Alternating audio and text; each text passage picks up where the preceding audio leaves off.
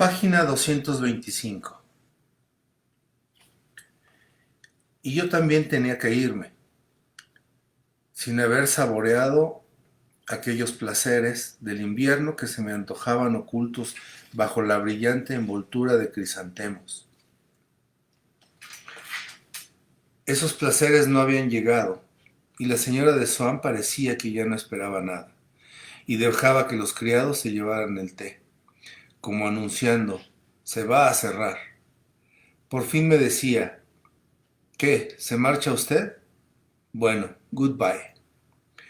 Y yo tenía la sensación de que, aunque me hubiera quedado, esos placeres no habían de llegar y que mi tristeza no era la sola cosa que me privaba de ellos. Sería que no estaban situados en ese camino tan pisoteado de las horas, que nos lleva tan pronto al momento de la separación, sino más bien en alguna trocha para mí invisible, por donde era menester bifurcar. Por lo menos ya estaba logrado el objeto de mi visita.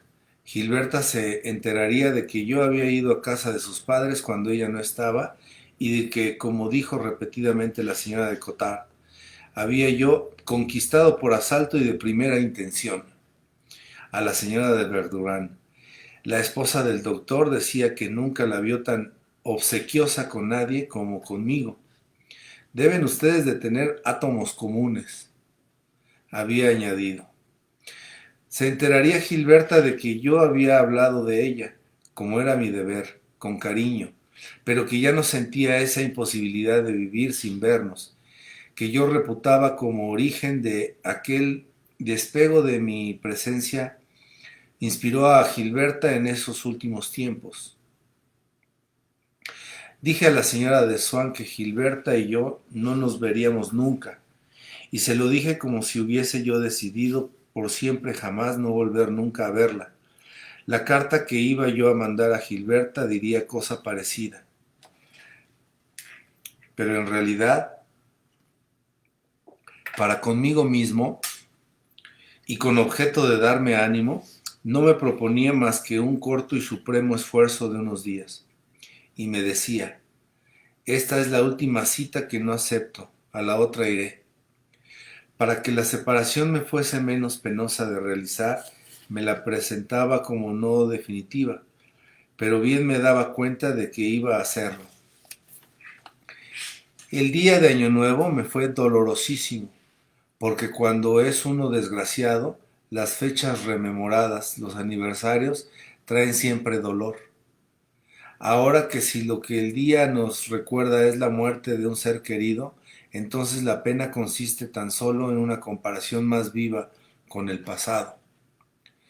En mi caso había más, la esperanza no formulada de que Gilberta hubiese querido dejarme a mí la iniciativa de dar los primeros pasos, y al volver que no lo hacía aprovechara el día 1 de año para escribirme. Vamos, ¿qué es lo que ocurre? Estoy loca por usted. Venga a verme, hablaremos francamente, porque no puedo vivir sin usted. Durante los últimos días del año esa carta me parecía probable. Quizá no lo era, pero para creerlo nos basta con el deseo y la necesidad de que lo sea. Todo soldado está convencido de que tiene por delante un espacio de tiempo infinitamente prorrogable antes de que le maten. El ladrón antes de que le cojan. El hombre, en general, antes de que le arrebate la muerte. Ese es el amuleto que preserva a los individuos y a veces a los pueblos, no del peligro, sino del miedo al peligro, en realidad de la creencia en el peligro, por lo cual le desafían en ciertos casos sin necesidad de ser valientes.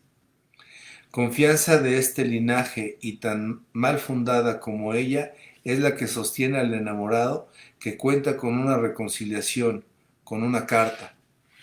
Para que yo dejase de esperar la de Gilberta hubiera bastado con que ya no la deseara, aunque sepamos bien que somos indiferentes a la mujer amada, aún se le sigue atribuyendo una serie de pensamientos.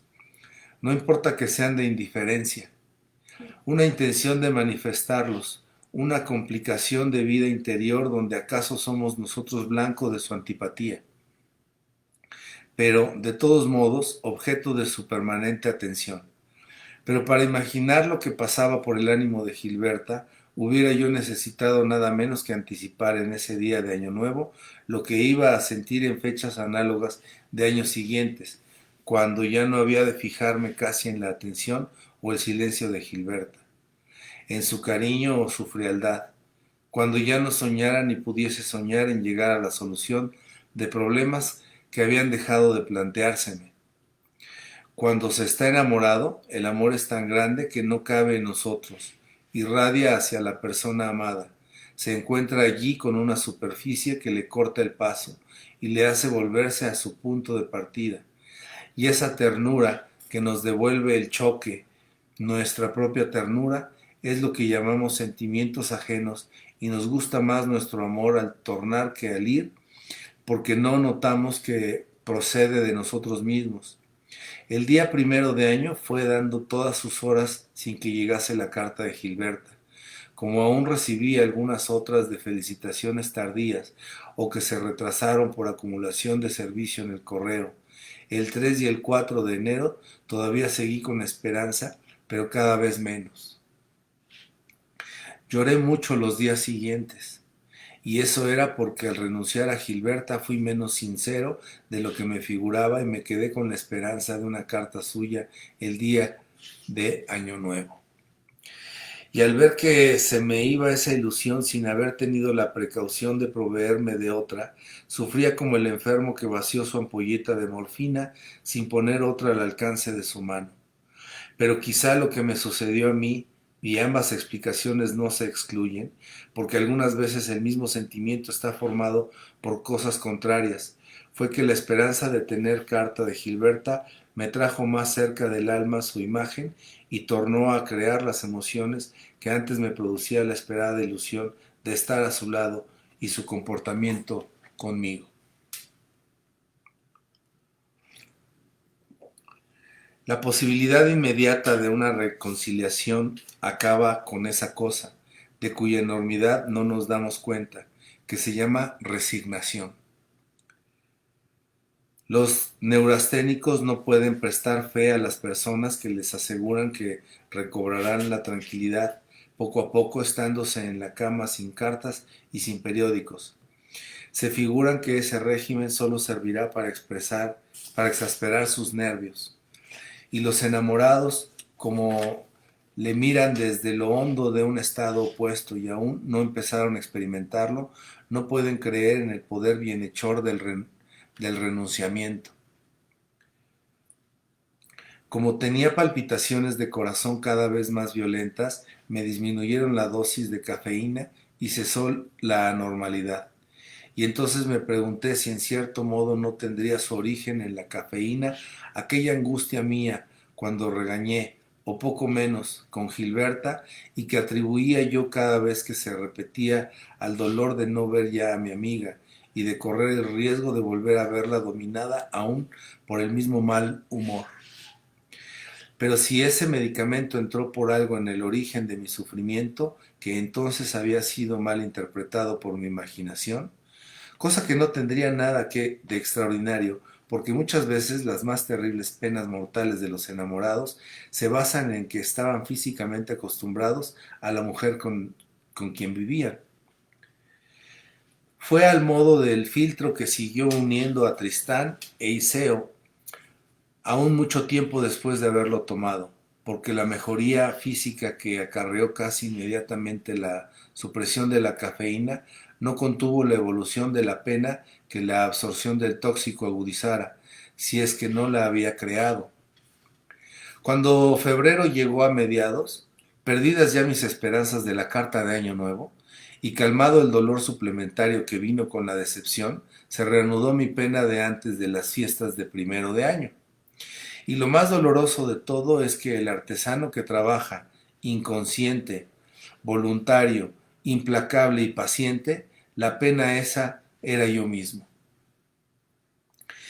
Y la única cosa que me interesaba, mis relaciones con Gilberta, La iba yo haciendo imposible, creando poco a poco por la separación prolongada de mi amiga, no su indiferencia, sino la mía, que venía a hacer lo mismo. Encarnizábame sin cesar en un largo y cruel suicidio de esa parte de mi yo que amaba a Gilberta, y eso con clarividencia de lo que estaba haciendo en el presente y de lo que resultaría de ello en el porvenir. No solo sabía que al cabo de algún tiempo ya no querría a Gilberta, sino también que ella habría de lamentarlo y que las tentativas que entonces hiciese para verme serían tan vanas como las de hoy. Y serían vanas no por el mismo motivo que hoy, es decir, por quererla demasiado, sino porque ya estaría enamorado de otra mujer y me pasaría las horas deseándola, esperándola, sin atreverme a distraer la más mínima parcela de ellas para Gilberta, que ya no era nada.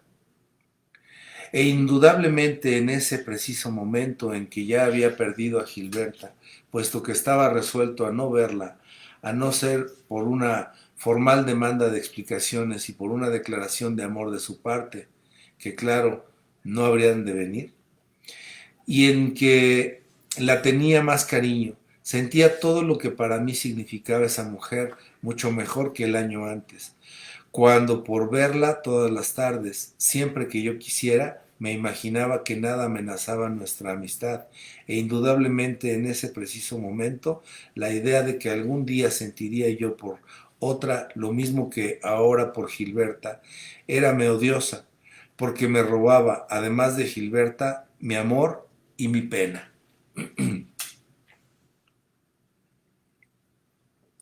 Ese amor y esa pena en que yo me sumergía para ver si averiguaba qué es lo que era Gilberta, sin caberme otro remedio que reconocer cómo ese amor y esa pena no eran pertenencia especial suya, y cómo tarde o temprano irían a parar a otra mujer. De modo, por lo menos así discurría yo entonces, que siempre está uno separado de los demás seres. Cuando se está enamorado tenemos conciencia de que nuestro amor no lleva el nombre del ser querido, de que podría renacer en lo futuro, y acaso pudo haber nacido en el pasado, para otra mujer y no para aquella. Y en las épocas en que no se ama, sino si nos conformamos filosóficamente con lo contradictorio del amor, es porque ese amor es cosa para hablar de ella tranquilamente, pero que no se siente y por lo tanto desconocida, puesto que el conocimiento de estas materias es intermitente y no sobrevive a la presencia efectiva del sentir. Mis penas me ayudaban a adivinar ese porvenir en que ya no tendría cariño a Gilberta, aunque no me lo representaba claramente en imaginación, y aún estaba a tiempo de avisar a Gilberta que ese futuro se iba formando poco a poco, que habría de llegar fatalmente, aunque no fuese enseguida, caso de no venir ella en mi ayuda para aniquilar en germen mi futura indiferencia. Muchas veces estuve al borde de escribir a Gilberta: mucho cuidado, estoy decidido y este paso que doy es un paso supremo. La veo a usted por última vez, ya pronto no la querré. Pero ¿para qué? ¿Con qué derecho iba yo a reprochar a Gilberta una indiferencia que yo mismo manifestaba a todo el mundo menos a ella, sin considerarme culpable por eso? Por última vez, a mí me parecía una cosa inmensa, porque quería a Gilberta. Pero a ella le haría la misma impresión que esas cartas que un amigo que va a expatriarse nos escribe pidiéndonos día y hora para despedirse de nosotros, y le negamos esa visita, como a esas mujeres desagradables que nos persiguen con su cariño, porque tenemos a la vista otros placeres. El tiempo libre de que disponemos cada día es elástico. Las pasiones que sentimos le dilatan, las que inspiramos le acortan y el hábito le llena. Además, inútil sería hablar a Gilberta porque no me entendería. Nos imaginamos siempre que estamos hablando, que escuchamos con los oídos, con el alma, pero mis palabras llegarían a Gilberta desviadas como si hubiesen tenido que atravesar antes la móvil cortina de una catarata, imposibles de reconocer, sonando a ridículo y sin significar nada? La verdad que depositamos en las palabras no se abre su camino directamente, no tiene irresistible evidencia, es menester que transcurra el tiempo necesario para que pueda formarse en el interlocutor de una verdad del mismo linaje. Y entonces el adversario político, que a pesar de razonamientos y pruebas consideraba como traidor al secuaz de la doctrina opuesta, llega a compartir las detestadas convicciones, aquellas cuando ya no le interesan a aquel que antes intentaba inútilmente difundirlas. Y así, esa obra magistral que para los admiradores que la leían en voz alta mostraban claramente sus excelencias, mientras que sólo llegaban los que estaban escuchando una imagen de mediocridad o insensatez, será proclamada por estos obra maestra demasiado tarde para que el autor se pueda enterar. Igual sucede con el amor. Esas murallas que a pesar de tanto esfuerzo no pudo romper desde fuera el desesperado caen de pronto, ya sin ninguna utilidad. Ellas solas, ellas que fueron antes tan infructuosamente atacadas y cuando no nos preocupan, caen merced a un trabajo que vino por otro lado, que se cumplió en el interior de la mujer que no nos quería. Si hubiese ido yo a exponer a Gilberta mi indiferencia futura y el medio de precaverse contra ella, habría deducido de ese paso mío que mi amor y mi necesidad de verla eran aún mayores de lo que ella se imaginaba, con lo cual todavía se le haría más molesta mi presencia. Si bien es verdad que ese amor, con los incongruentes estados de ánimo que en mí provocaba, se servía de ayuda para poder prever mucho mejor que Gilberta, que acabaría por morir. Y pude yo haber dado ese aviso a Gilberta, por carta o de viva voz, cuando ya por haber transcurrido bastante tiempo, no me fuese tan indispensable verla. Es verdad, pero yo en disposición de poder probarle que me podía pasar sin ella. Desgraciadamente, personas bien o mal intencionadas le hablaron de mí de tal manera que la hicieron suponer que lo hacían a ruego mío. Y cada vez que me enteraba de que Cotard, de que mi propia madre, hasta el señor de Norpois, habían inutilizado con sus torpes palabras todos mis recientes sacrificios, echando a perder los resultados de mi reserva, porque con ello parecía, sin ser verdad, que yo había abandonado ya mi actitud reservada. Me enfadaba por doble motivo. Primero, porque ya no podía dar por comenzada mi cruel y fructuosa abstención, sino que desde aquel día, por esa gente, con sus palabras, la habían interrumpido y por consiguiente aniquilado.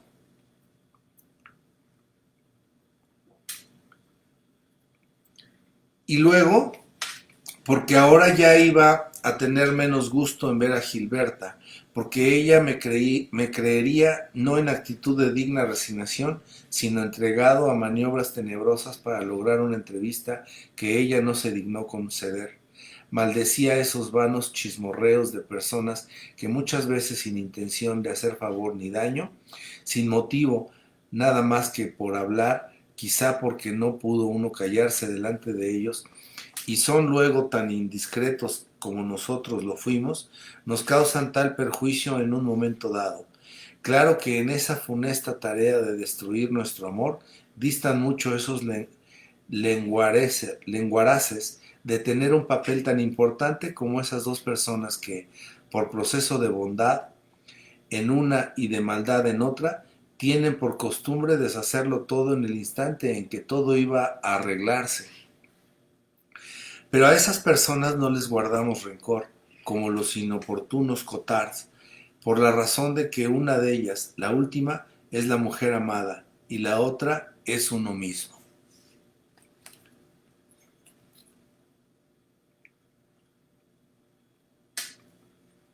Sin embargo, como la señora de Swann, siempre que iba a verla, me invitaba a que fuese a merendar con su hija, diciéndome que diera la respuesta directamente a Gilberta, resultaba que le escribía con frecuencia, pero en ese epistolario no escogía yo las frases que a mi parecer hubiesen podido convencerla, sino que me limitaba a abrir el cauce más suave posible para el fluir de mis lágrimas. Porque tanto la pena como el deseo lo que quieren no es analizarse, sino satisfacerse. Cuando uno empieza a querer, se pasa el tiempo en preparar las posibilidades de una cita para el día siguiente, pero no en averiguar en qué consiste el amor. Y cuando se renuncia a una persona, no hacemos por distinguir bien nuestra pena, sino por expresársela del modo más tierno posible a aquella mujer que la motiva. Siempre se dice aquello que uno necesita decir y que no entenderá el otro. El hablar es cosa destinada a sí mismo. Escribía yo, creí que no sería posible, pero, ay, veo que no es tan difícil. Y decía también, probablemente ya no la veré nunca. Y lo decía para guardarme de una frialdad que ella hubiese podido juzgar afectación. Y esas palabras, cuando las escribía, me hacían llorar, porque me daba cuenta de que expresaban no aquello de que quería yo persuadirme, sino lo que iba a ser realidad. Porque cuando me escribiera de nuevo para invitarme a ir a su casa, tendría, como ahora, coraje bastante para no ceder. Y así, de negativa en negativa, llegaría poco a poco el momento de no desear verla a fuerza de no haberla visto.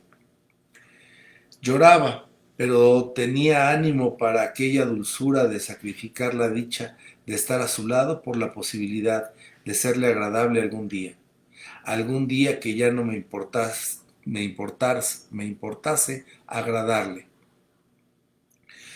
Por poco verosímil que fuese, la hipótesis de que en aquel momento de nuestra última entrevista Gilberta me quería y que, como ella sostuvo, lo que yo tomé por despego hacia una persona que nos molesta no era más que celosa susceptibilidad. Fingida indiferencia y semejante a la mía me consolaba en mi resolución. Se me figuraba que años más tarde, cuando ya nos hubiésemos olvidado mutuamente, podría yo decirle, de un modo retrospectivo, que esa carta que ahora estaba escribiendo nada tenía de sincera, y que ella entonces me respondería: ah, de modo que me quería usted. Si usted hubiese sabido cómo esperaba yo la carta esa, en la esperanza de que aceptara mi cita, y lo que me hizo llorar. Y cuando volvía yo de casa de su madre y me ponía a escribir a Gilberta, solo el pensar que quizá estaba yo consumando precisamente ese error, solo ese pensamiento, por lo triste que era y por el placer de imaginarme que Gilberta me quería, me impulsaba a continuar la carta. Si yo, al marcharme del salón de la señora de Swan, ya acabado su té, iba pensando en lo que escribiría a su hija, la esposa de Cottard, al salir de la casa pensaba que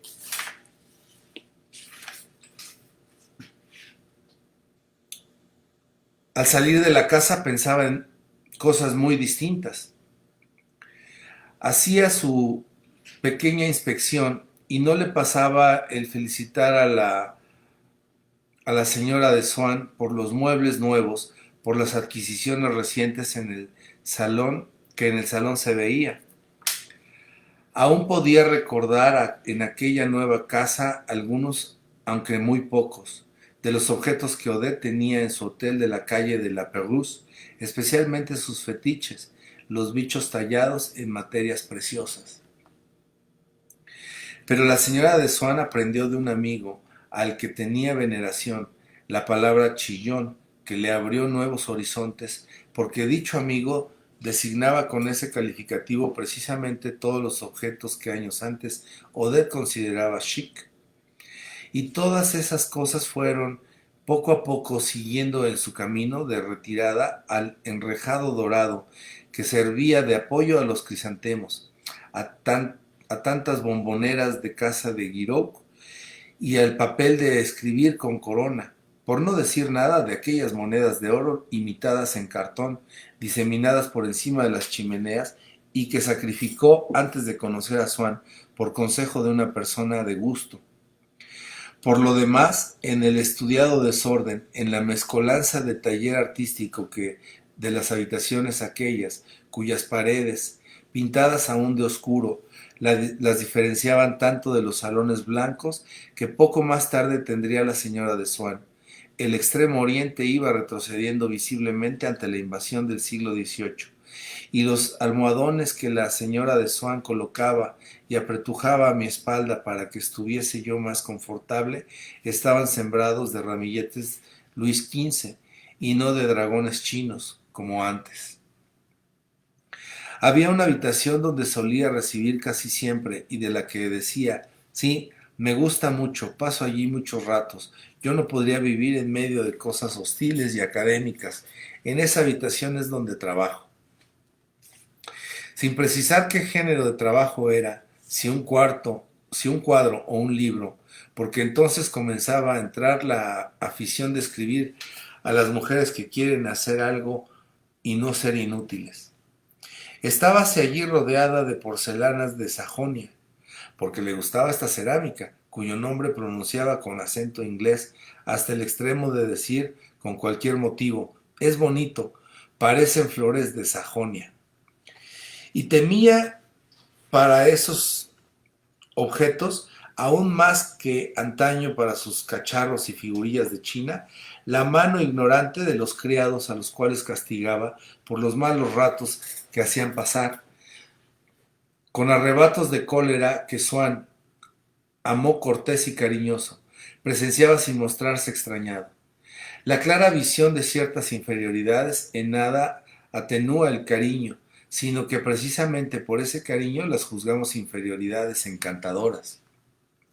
Ahora ya no solía Odette recibir a sus íntimos con aquellas batas japonesas, prefería las sedas claras y espumeantes de los trajes watu, y hacía como si acariciara sobre su pecho aquella florida espuma y como si se bañara en aquellas sedas, retozando y pavoneándose entre ellas con tal aspecto de bienestar, de frescura, de piel, con respirar tan hondo, cual si les atribuyese un valor no decorativo, a modo de un marco, sino de necesidad, igual que un top y el footing, para satisfacer las exigencias de su fisonomía y los refinamientos de su higiene.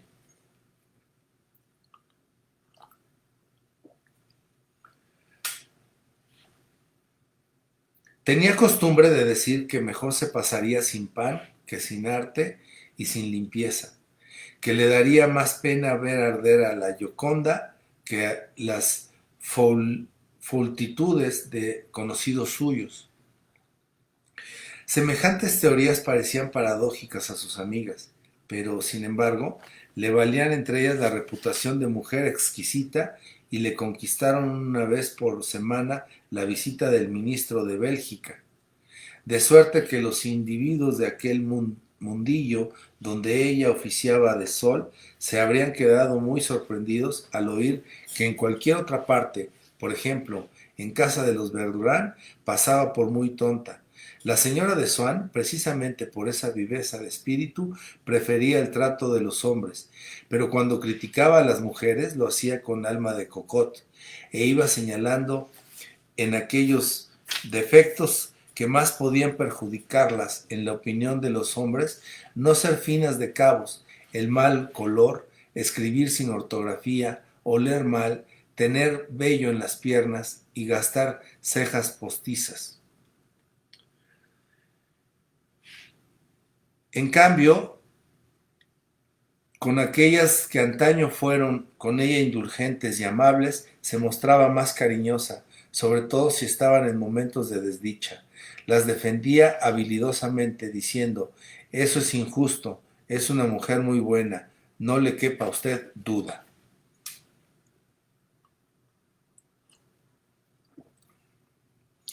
Pero no solo hubiera sido difícil para la esposa del doctor y para los que antaño trataron a la señora de Crecy reconocer el mobiliario del salón de Odette, si hacía mucho tiempo que no le veían, sino también a la misma persona de Odette. Ahora parecía que tenía muchos menos años que antes. Eso debía de consistir en parte en que, por haber engordado y tener mejor salud, mostrábase con exterior más tranquilo, fresco y reposado. Y además en que los peinados nuevos que alisaban el pelo daban más extensión a su rostro animado por polvos de color de rosa y los ojos y el perfil, tan salientes antes que tan salientes antes, se habían como reabsorbido en el resto de la cara. Pero aún había otra razón de ese cambio, que Odette, al llegar al promedio de la vida, por fin se descubrió o se inventó una fisonomía personal, un carácter inmutable, un determinado género de belleza, y aplicó ese tipo fijo, como una inmortal juventud, a aquellos desconocidos rasgos de su cara que habían estado tanto tiempo sujetos a los caprichos casuales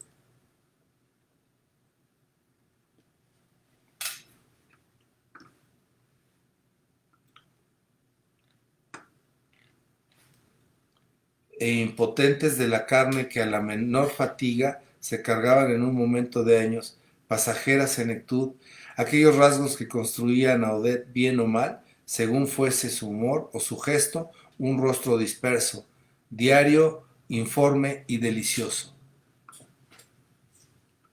Página 236. Se interrumpió el video, vamos a hacer una pausa.